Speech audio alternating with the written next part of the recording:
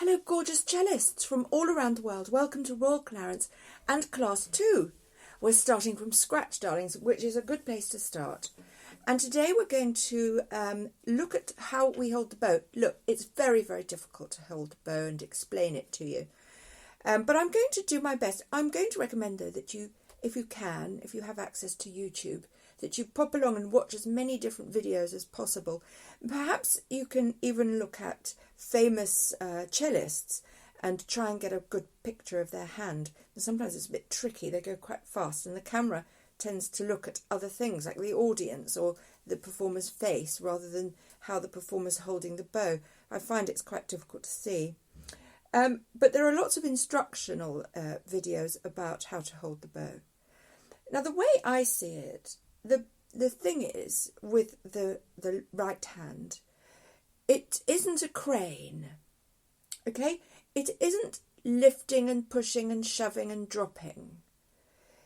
It's something much less cumbersome. Oh, something fell down there. Goodness me. It's something much less cumbersome than a crane claw.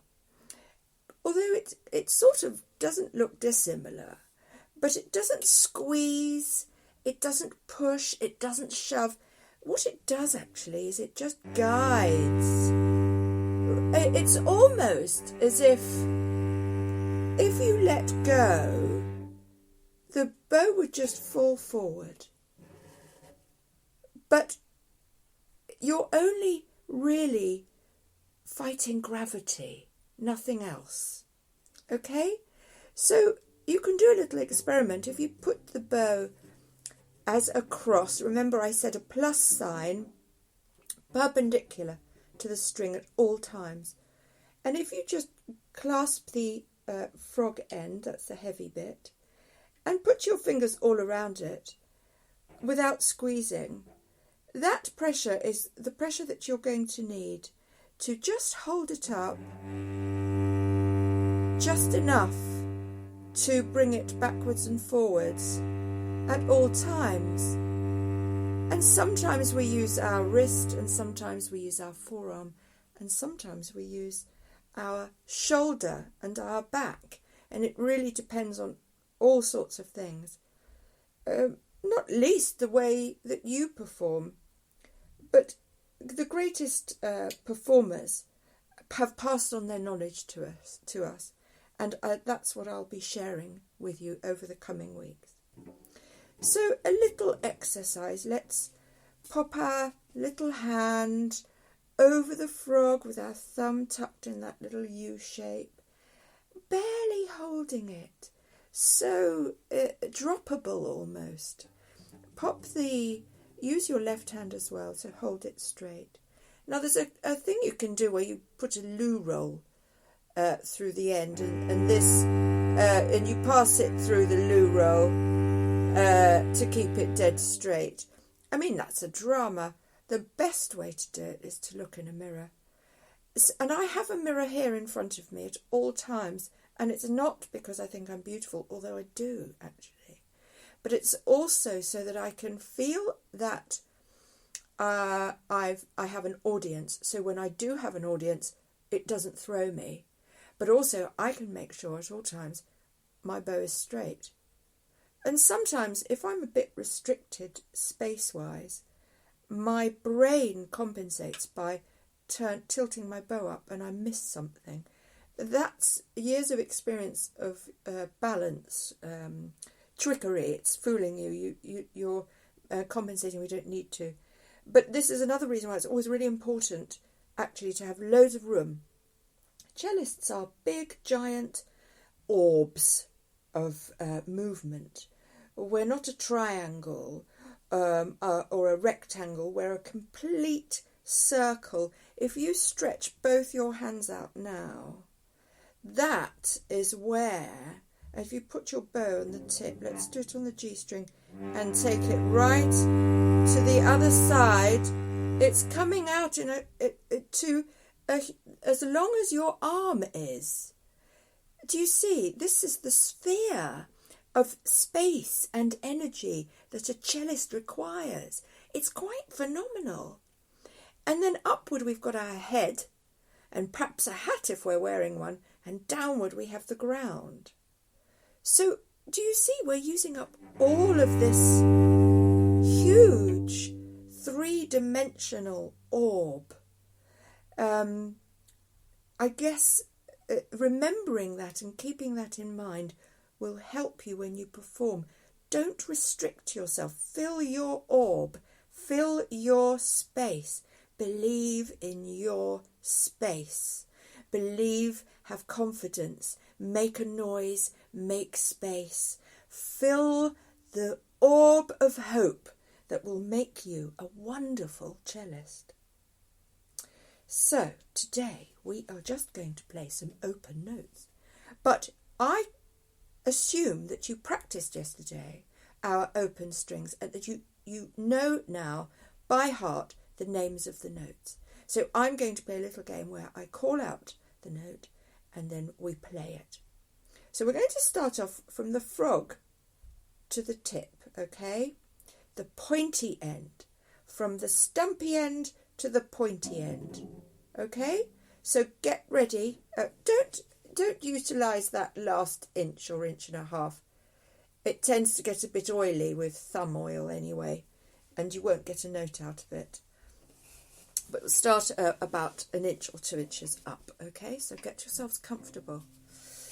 Now remember, you don't want to make a kiss sign with the bowstring and the metal string of your cello, or gut. You may be using gut. You want a perpendicular axis. You want a plus sign. Check the mirror. If you haven't got a mirror, get one tomorrow. It's your mirror is your very valuable friend. Okay, so let us prepare. Let's play A.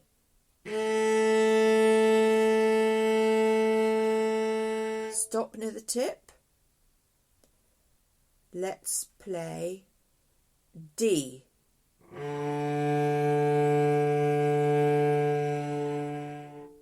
Let's play G.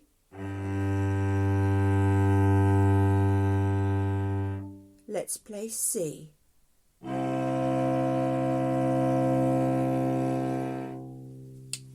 Very good. Now I'm going to mix it up a bit. Let's play D.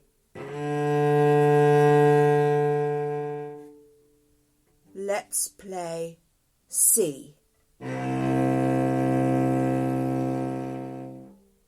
Let's play A.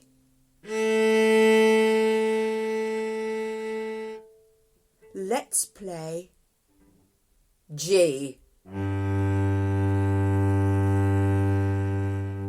Now, if you're eeky screeching, you need to practice some more tonight, because tomorrow we're going to start some songs. We're going to start the Suzuki method tomorrow. You may need the music, but you can do this first Twinkle Twinkle Little Star Suzuki by ear. But the music you should be able to get around and about, and it may be on YouTube as well. If you're sounding like this, or this, icky screechy, you're playing at an angle, you're playing a kiss sign instead of a plus sign.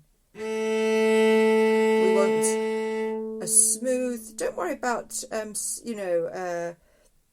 speed or anything. What you want to worry about when you have a lesson with me, we are going to focus on one thing at a time. So one day, if we're focusing on getting the right note, we're not going to be so worried about eking screeching. Do you see? Because it's difficult to learn. When you're learning, it's difficult to learn too many things at once, all at one time, all in one day. But don't worry, because we're going to start with finding the notes, and then we're going to start making them beautiful once we've found them. Okay? So you mustn't worry about that. But today, we've had our little lesson. We're going to have some more.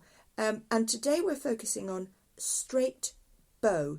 And I will put in the title of this lesson, Straight Bow. Okay? Right, let's do some more, shall we? From frog to tip. G string, D string, C string, A string, G string, A string, D string, C string. How did you get on? Bravo. I think that was a bit fab. Now, I try to keep these lessons down to 5 minutes, but we went on a bit because I like to chat and I like to explain everything and I like to engage you all.